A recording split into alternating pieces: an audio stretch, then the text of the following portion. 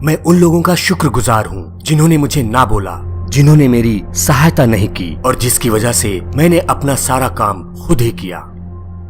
ये कहना था एक साइंटिस्ट का और ये कहानी है उसी जीनियस साइंटिस्ट की, Albert Einstein. Game of mind की सीरीज में अगर अल्बर्ट आइंस्टाइन की कहानी ना हो तो ये सीरीज अधूरी रहेगी।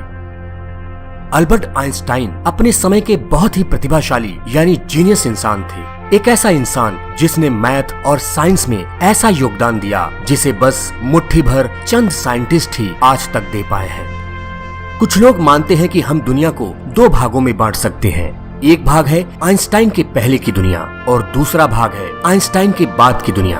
और ऐसा मानने के पीछे एक वजह है। आइंस्टाइन ने दुनिया को 3 अक्षरों वाला एक फॉर्मूला दिया, E=mc², और इस फॉर्मूले ने साइंस को बदल दिया, साइंटिस्ट की सोच को बदल दी और इसी फॉर्मूले की वजह से हम अल्बर्ट आइंस्टाइन को जानते हैं। उन्होंने साइंस के क्षेत्र में बहुत बड़ा योगदान दिया और इसीलिए सन 1921 में उनको नोबेल पुरस्कार मिला। उन्होंने 300 से ज्यादा साइंटिफिक पेपर्स यानी वैज्ञानिक शोध पत्रों को प्रकाशित करवाया।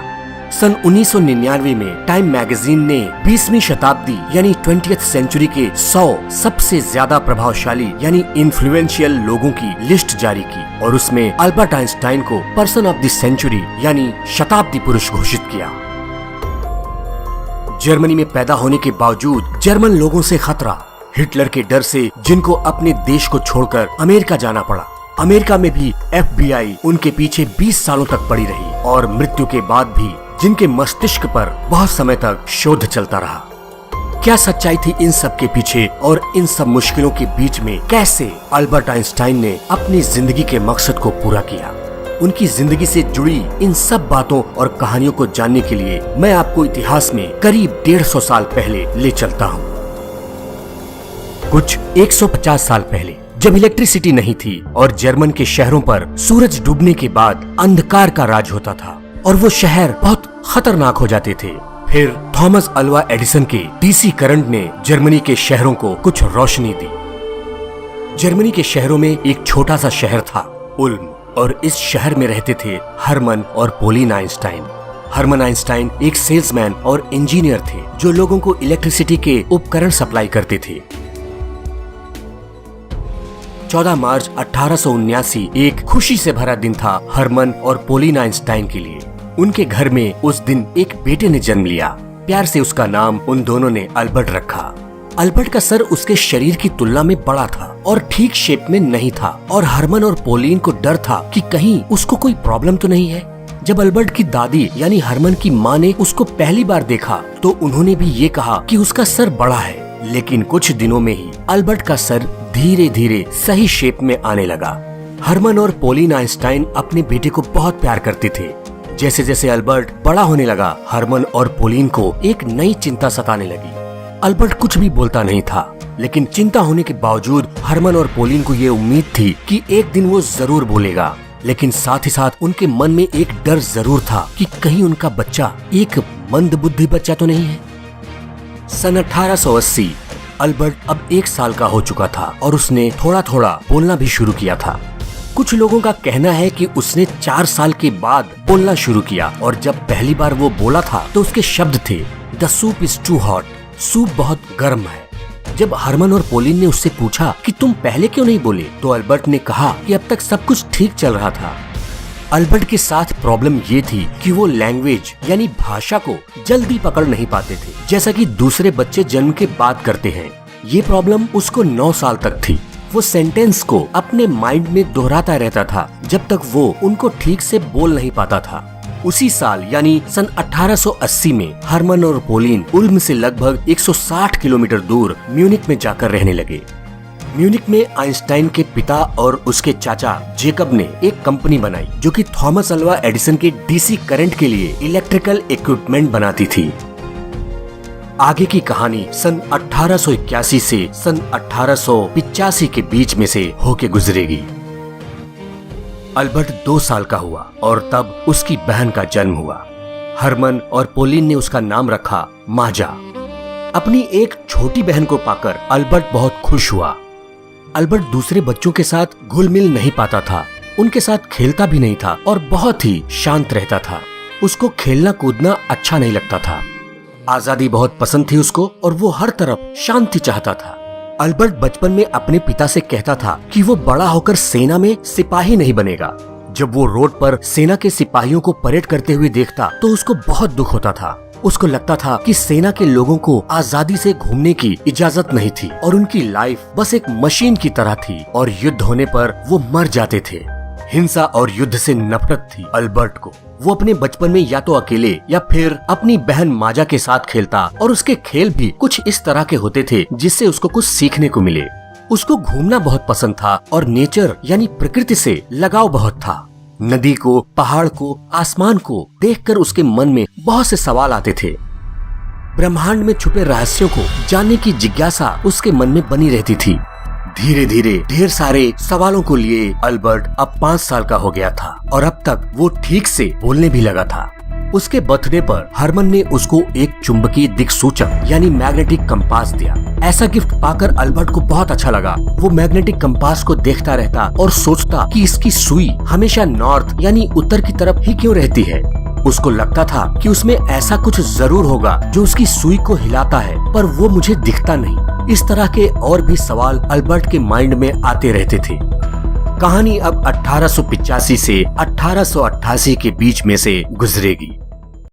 अल्बर्ट के 5 साल पूरा करने के बाद उसका एडमिशन म्यूनिक के एक कैथोलिक प्राइमरी स्कूल में करवा दिया गया। उसकी माँ पोलिन को म्यूजिक बहुत पसंद था और वो पियानो बहुत अच्छा बजाती थी। पोलिन चाहती थी कि अल्बर्ट भी म्यूजिक सीखे क्योंकि उनका मानना था कि म्यूजिक से जिंदगी में सुख और शांति आती है, आदमी का तनाव दूर होता है। और यही सोचकर उन्होंने अल्बर्ट को वायलिन बजाना सिखाना शुरू किया। स्कूल में भी म्यूजिक टीचर अल्बर्ट को वायलिन बजाना सिखाते थे। अल्बर्ट जब वायलिन बजाना सीख रहा था तो उसको प्रैक्टिस करना बिल्कुल अच्छा नहीं लगता था क्योंकि वो किसी चीज को बार बार करना पसंद नहीं करता था। शुरुआत में तो उसको म्यूजिक बिल्कुल पसंद नहीं था और एक बार तो उसने म्यूजिक टीचर पर अपनी चेयर फेंक दी थी, लेकिन फिर धीरे धीरे उसको म्यूजिक अच्छा लगने लगा। आखिरकार वायलिन बजाना सीख लिया अल्बर्ट ने और फिर म्यूजिक से उसको इतना प्यार हो गया जो प्यार उसकी पूरी जिंदगी भर बना रहा। अपने वायलिन का नाम अल्बर्ट ने रखा था लीना। म्यूजिक से जब प्यार हुआ अल्बर्ट को तो उसके बाद उसने कई सॉन्ग्स भी लिखे और उनको गाया भी। दोस्तों, अगर मैं आपको जीनियस साइंटिस्ट आइंस्टाइन की कहानी सुना रहा हूँ तो पढ़ाई और स्कूल का जिक्र तो आना ही चाहिए। 8 साल की उम्र में उसको लुइटपोल्ड जिम्नेजियम में डाल दिया गया। लुइटपोल्ड जिम्नेजियम को आज हम अल्बर्ट आइंस्टाइन जिम्नेजियम के नाम से जानते हैं। उसको स्कूल जाना अच्छा नहीं लगता था। उसको लगता था कि स्कूल में छात्रों की जिंदगी भी सेना के सिपाहियों जैसी ही होती थी, कोई आजादी नहीं। खुल के सोचना और सवाल करना पसंद था अल्बर्ट को। कोई विचार या किताब में लिखी कोई बात को बिना कुछ सोचे समझे मान लेना अल्बर्ट आइंस्टाइन को बिल्कुल पसंद नहीं था। उसका मानना था कि पहले हमको किसी भी चीज को अच्छे से समझ लेना चाहिए, तभी उसको मानना चाहिए। वो जब भी अपने सवालों को स्कूल में अपने टीचर्स से पूछता तो उसके टीचर्स बहुत बार उन सवालों के जवाब नहीं दे पाते थे और उनको उसके सवालों से गुस्सा आती थी और बदले में मिलती थी अल्बर्ट को सजा। टीचर्स को लगता था कि ये लड़का बस फालतू के सवाल पूछता रहता है। वो अल्बर्ट को जीनियस या टैलेंटेड छात्र नहीं मानते थे।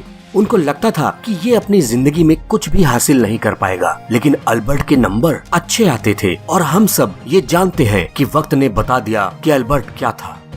कई महान लोगों के साथ उनकी जिंदगी में ऐसा ही कुछ हुआ है। अल्बर्ट आइंस्टाइन की कहानी अब साल 1888 से साल 1893 के बीच से होकर गुजरेगी। धर्म। आइंस्टाइन परिवार का धर्म क्या था? आइंस्टाइन परिवार यहूदी थे। यहूदी होना भी उनके लिए बहुत सी समस्याएं लेकर आया क्योंकि जर्मनी में ज्यादा संख्या में ईसाई थे और यहूदियों की संख्या बहुत कम थी। लेकिन अल्बर्ट धार्मिक किताबों को पढ़ता था। उसने बाइबल पढ़ी, धर्म को समझने की कोशिश की, लेकिन धीरे धीरे उसको ये बात भी समझ में आने लगी कि कोई भी धर्म इंसान को कुछ गलत नहीं सिखाता, लेकिन इंसान कई बार उसको तोड़ मरोड़ के अपने फायदे के लिए इस्तेमाल करते हैं और यही बात उनको अच्छी नहीं लगती थी। यहूदी होने के कारण भी अल्बर्ट को स्कूल में बहुत सी प्रॉब्लम्स होती थी। स्टूडेंट्स उसका मजाक उड़ाते थे और उसको परेशान करते थे क्योंकि वहाँ ज्यादा संख्या में ईसाई स्टूडेंट्स थे। ये भी एक कारण था जिसकी वजह से अल्बर्ट स्कूल जाना पसंद नहीं करता था। मैं उस समय की बात कर रहा हूँ जब आइंस्टाइन बड़े हो रहे थे। चारों तरफ के इस तरह के वातावरण ने उसके ऊपर बहुत बुरा असर डाला और वो चुपचाप और अकेला रहने लगा। लेकिन उन सालों में उसका एक दोस्त बना, मैक्स टेलमे। वो भी एक यहूदी था और अल्बर्ट से उम्र में थोड़ा बड़ा था। वो अल्बर्ट को घर पे ट्यूशन पढ़ाने के लिए आता था। मैक्स टेलमे मेडिकल साइंस यानी चिकित्सा विज्ञान का स्टूडेंट था और वो अल्बर्ट को कई किताबें भी पढ़ने के लिए देता था। अल्बर्ट अपने दोस्त और ट्यूटर मैक्स टेलमे से साइंस और फिलॉसफी यानी दर्शन के बारे में सवाल करता। अल्बर्ट का इंटरेस्ट बचपन से ही मैथ और फिजिक्स में था और उसके सवाल भी ऐसे थे जिनके जवाब सिर्फ मैथ और फिजिक्स से ही उसको मिल सकते थे। ब्रह्मांड कैसे काम करता है, इस बारे में उस समय तक बहुत जानकारी उपलब्ध नहीं थी और ब्रह्मांड से जुड़े हुए बहुत से सवालों की खोज से ही अल्बर्ट का इंटरेस्ट फिजिक्स और मैथ में ज्यादा हुआ। अपनी उम्र के हिसाब से वो मैथ और फिजिक्स का नॉलेज दूसरे बच्चों से ज्यादा रखते थे। मैक्स टेलमे ने बताया था कि जब उसने 12 साल के अल्बर्ट को जियोमेट्री की टेक्स्ट बुक दी तो उसने उस बुक को एक ही गर्मी की छुट्टियों में पढ़ ली और उन्हीं छुट्टियों में उसने जियोमेट्री और अलजेब्रा भी सीखी। 12 साल के अल्बर्ट ने खुद से ही पाइथागोरियन थ्योरम की ओरिजिनल प्रूफ यानी मूल प्रमाण की खोज की। मैक्स टेलमे ने बताया कि जल्दी ही अल्बर्ट हायर मैथमेटिक्स को पढ़ने और समझने लगा और कुछ समय में वो मुझसे भी आगे निकल गया। जियोमेट्री और अलजेब्रा को गहराई से समझने में लग गया अल्बर्ट। उसको लगा कि नेचर यानी प्रकृति को एक मैथमेटिकल स्ट्रक्चर यानी गणितीय संरचना के रूप में समझा जा सकता है।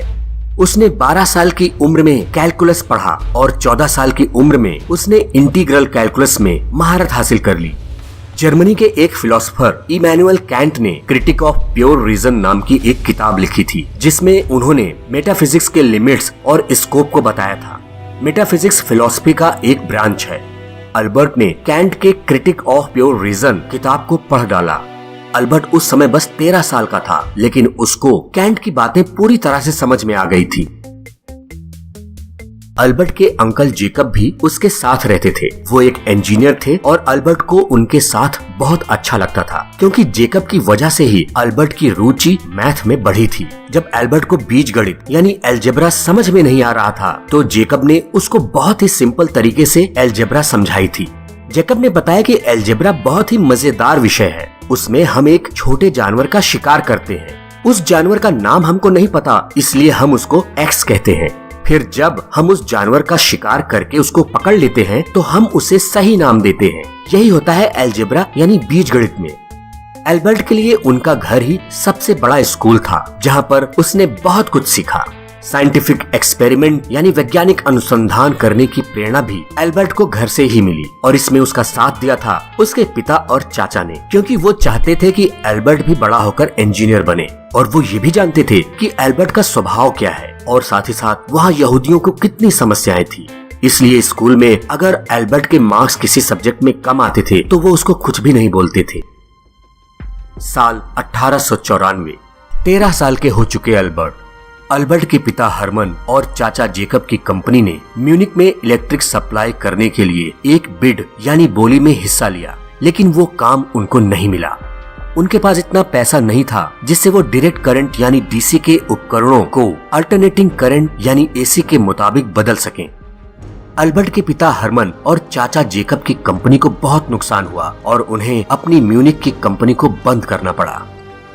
नए बिजनेस की तलाश में आइंस्टाइन परिवार को इटली के मिलान शहर में जाना पड़ा और फिर वहाँ से कुछ महीनों बाद वो पैविया चले गए। लेकिन अल्बर्ट को म्यूनिक में ही रुकना पड़ा और लुइटपोल्ड जिम्नेजियम स्कूल में अपनी पढ़ाई पूरी करनी पड़ी। अल्बर्ट अपनी फैमिली के चले जाने के कारण बहुत उदास रहने लगा। उसको लुइटपोल्ड जिम्नेजियम पसंद नहीं था, लेकिन जर्मनी का वही बड़ा स्कूल था जहाँ स्टूडेंट्स अपनी पढ़ाई करके किसी यूनिवर्सिटी में पढ़ने के लिए तैयार हो पाते थे। अल्बर्ट के पिता चाहते थे कि वो इलेक्ट्रिकल इंजीनियरिंग में डिग्री हासिल करे, लेकिन लुइटपोल्ड जिम्नेजियम स्कूल में पढ़ते हुए एक बार अल्बर्ट स्कूल अथॉरिटीज से भिड़ गए और उन्होंने स्कूल के टीचिंग मेथड का कड़ा विरोध किया। अल्बर्ट कहता था कि यहाँ पर हमको सिर्फ रटाया जाता है, हमारी क्रिएटिव थॉट और किसी चीज को सही ढंग से सीखने के लिए कोई कुछ नहीं सोचता। अल्बर्ट उस स्कूल में एक दिन भी पढ़ना नहीं चाहते थे और दिसंबर 1894 में वो बीमारी का बहाना करके पैविया में अपने फैमिली के पास चले गए। अल्बर्ट को इटली बहुत अच्छा लगा। इटली में बड़े बड़े संग्रहालय, देखने लायक खूबसूरत जगहें और कला और सांस्कृतिक केंद्र भी थे जो अल्बर्ट को बहुत अच्छे लगे और उसको यहाँ पढ़ने और सोचने के लिए बहुत कुछ मिला। वो संगीत सुनता, पहाड़ों पर चला जाता और नाव भी चलानी सीखी। अल्बर्ट कहता था कि उसका इटली में गुजरा हुआ वक्त बहुत अच्छा था। अल्बर्ट ने साल 1894 में अपना पहला रिसर्च पेपर लिखा जिसका टाइटल दिया था उसने on the investigation of the state of the ether in a magnetic field. 15 साल के थे वो। उसने इस रिसर्च पेपर को अपने अंकल सीजर कोच को पढ़ने और अपनी एक्सपर्ट राय देने के लिए भेजा। साथ ही साथ उसने एक छोटा सा नोट भी लगाया और उसमें लिखा कि मुझे बुरा नहीं लगेगा कि अगर आप मेरे रिसर्च पेपर को नहीं पढ़ते हैं, लेकिन कम से कम आप ये जरूर देखेंगे कि मैंने लिखने की कोशिश एक अच्छे राइटर के जैसे की है जो मैंने अपने माता पिता से सीखा है। साल 1895, अल्बर्ट 16 साल के थे। घर वालों ने उससे कहा कि अब तुम बड़े हो चुके हो, अब तुम्हें अपनी जिंदगी के बारे में सीरियसली सोचना चाहिए, तुम एक इलेक्ट्रिकल इंजीनियर बनो। अल्बर्ट ज्यूरिख में स्विस फेडरल पॉलिटेक्निक के एंट्रेंस एग्जाम में बैठा। उस एग्जाम में वो फेल हो गया क्योंकि उसको भाषा, बॉटनी और जूलॉजी में कम मार्क्स मिले। इसके पीछे एक वजह फ्रेंच लैंग्वेज का होना भी था। अल्बर्ट को तब तक बहुत ज्यादा फ्रेंच नहीं आती थी, लेकिन उसके मार्क्स फिजिक्स और मैथमेटिक्स में अच्छे आए। स्विस फेडरल पॉलिटेक्निक के प्रिंसिपल ने अल्बर्ट को सलाह दी कि तुमने मैथ्स और फिजिक्स में अच्छे मार्क्स लाए हैं, इसलिए अगर तुम स्विट्जरलैंड के आराउ जगह में स्थित आर्गोवियन कॉन्टिनेंटल स्कूल में 1 साल की पढ़ाई करो तो तुम इस एग्जाम को जरूर पास कर लोगे। प्रिंसिपल की सलाह पर अल्बर्ट ज्यूरिख से 20 मील दूर आराउ चले गए अपनी सेकेंडरी स्कूलिंग को कंप्लीट करने। जॉस्ट विंटेलर जो स्विट्जरलैंड के एक स्कूल में टीचर थे, अल्बर्ट उनके यहाँ ही रहते थे और इसी वजह से उन दोनों के बीच अच्छी दोस्ती हो गई। लेकिन इसके साथ ही साथ अल्बर्ट को जॉस्ट विंटेलर की डॉटर से प्यार हो गया जिसका नाम था मैरी। धीरे धीरे अल्बर्ट और जॉस्ट विंटेलर की फैमिली में दोस्ती हो गई और ये दोस्ती बाद में रिश्तेदारी में भी बदल गई। मैरी के साथ शादी नहीं हुई अल्बर्ट की, लेकिन अल्बर्ट की बहन माजा की शादी जॉस्ट विंटेलर के बेटे पॉल के साथ हो गई। अल्बर्ट की जिंदगी का ये वो समय था जब फिजिक्स में उनका इंटरेस्ट और गहरा हो चुका था। पढ़ने के लिए बहुत कुछ था वहाँ पर उनके पास और अच्छे टीचर्स भी थे। अल्बर्ट स्कूल की लेबोरेटरी में कई एक्सपेरिमेंट करते। वो सोचते थे कि क्या मैं रोशनी के किरण को पकड़ सकता हूँ। अल्बर्ट खुद से यही प्रश्न पूछते थे और बाद में इसी प्रश्न ने उनके रिलेटिविटी यानी सापेक्षता के सिद्धांत को जन्म दिया था। साल 1896 में अपने पिता से अप्रूवल लेकर जर्मन किंगडम ऑफ वुटेम्बर्ग अपनी नागरिकता यानी सिटीजनशिप छोड़ दी ताकि उनको सेना में ना भेज दिया जाए और सितंबर 1896 में उन्होंने अपनी सेकेंडरी स्कूल की पढ़ाई अच्छे ग्रेड्स के साथ पास की और इसके बाद वो वापस आए और ज्यूरिख पॉलिटेक्निक में एडमिशन लिया। अल्बर्ट को प्यार हुआ था मैरी विंटेलर से जो उनसे 1 साल बड़ी थी। वो ओल्सबर्ग स्विट्जरलैंड चली गई एक टीचर बनकर। उस समय जो साइंटिस्ट थे वो ये मानते थे कि स्पेस यानी अंतरिक्ष में एक द्रव्य फैला हुआ है जिसको कहते हैं ईथर, लेकिन वो साइंटिस्ट इसको प्रूव नहीं कर पाए और अल्बर्ट भी इस बात को नहीं मानते थे। साल 1900 में जब अल्बर्ट 21 साल के थे उन्होंने federal polytechnic teaching diploma pass किया और इसी साल उनका एक research paper conclusions from the capillarity phenomena publish हुआ। डिप्लोमा करने के बाद अल्बर्ट को लगा कि अब वो भी स्टूडेंट्स को पढ़ा सकते हैं। वो पढ़ाना चाहते थे लेकिन वो दूसरे टीचर्स जैसा नहीं पढ़ाना चाहते थे, पर जैसा वो चाहते थे वैसा हुआ नहीं। वो जहाँ पर भी जाते वहाँ के कॉलेज के टीचर्स अल्बर्ट के डीप नॉलेज की वजह से डर जाते थे और इसलिए अल्बर्ट को कहीं पर भी टीचिंग की नौकरी नहीं मिली। 2 सालों तक वो टीचिंग की नौकरी की तलाश में यहाँ वहाँ भटकते रहे लेकिन उनको कहीं पर भी नौकरी नहीं मिली। बहुत फ्रस्ट्रेट हुए उन दिनों अल्बर्ट, लेकिन इसी बीच साल 1901 में अल्बर्ट को स्विस की सिटीजनशिप मिल गई और फिर साल 1902 में जब वो 23 साल के थे उनको स्विट्जरलैंड की कैपिटल बर्न में federal office for intellectual property यानी स्विस पेटेंट ऑफिस में एक असिस्टेंट एग्जामिनर लेवल 3 की नौकरी मिल गई। इस नौकरी को करते हुए अल्बर्ट को अपने रिसर्च पेपर्स पर काम करने और उनको पब्लिश करने का बहुत समय मिला। ये जॉब उनके लिए बहुत अच्छी थी क्योंकि उनको ऑफिस में बस कुछ ही घंटों का काम रहता था और वो अपना बाकी समय लिखने और रिसर्च करने में लगा पाते थे। वो पेटेंट ऑफिस में काम करते थे, इसलिए वहाँ पर आने वाले बहुत से पेटेंट एप्लीकेशंस को वो अच्छे से पढ़ते थे। पेटेंट ऑफिस में भी एल्बर्ट का काम अच्छा था और इसलिए वो वहाँ पर परमानेंट हो गए। अब ये कहानी आगे बढ़ेगी और गुजरेगी साल 1902 से साल 1905 के बीच में। पेटेंट ऑफिस में काम करते हुए अल्बर्ट ने डॉक्टरेट की डिग्री पाने के लिए कड़ी मेहनत करना शुरू किया और 30 अप्रैल 1905 में उन्होंने अपनी थीसिस कंप्लीट करके यूनिवर्सिटी ऑफ ज्यूरिख से पीएचडी की डिग्री हासिल की। जब अल्बर्ट आइंस्टाइन ज्यूरिख पॉलिटेक्निक में स्टडी कर रहे थे तो उनके साथ उनकी एक फेलो स्टूडेंट थी, मिलेवा मैरिज। वो एक इंटेलिजेंट स्टूडेंट थी। कहा जाता है कि मिलेवा मैरिज अल्बर्ट आइंस्टाइन के सक्सेस के पीछे की एक सीक्रेट वुमन थी, जिन्होंने आइंस्टाइन के रिसर्च में बहुत मदद की थी। आइंस्टाइन को मिलेवा से प्यार हुआ और उन दोनों ने सन 1903 में बर्न, स्विट्जरलैंड में शादी कर ली। वहीं पर यानी बर्न में ही आइंस्टाइन ने federal office of intellectual property में नौकरी की थी, जो मैंने आपको पहले बताया था। कहा जाता है कि आइंस्टाइन और मिलेवा मैरिज की शादी होने से पहले ही उन दोनों की एक डॉटर भी थी, लेकिन शायद किसी बीमारी की वजह से उसकी डेथ हो गई। आइंस्टाइन की उस डॉटर के बारे में लोगों को ज्यादा जानकारी नहीं है। सन 1904 में उनका एक बेटा हुआ, हंस अल्बर्ट। अब आपको वापस सन 1905 में ले चलता हूँ। अल्बर्ट लगातार रिसर्च करते रहे और अपने रिसर्च पेपर्स पब्लिश करवाते रहे।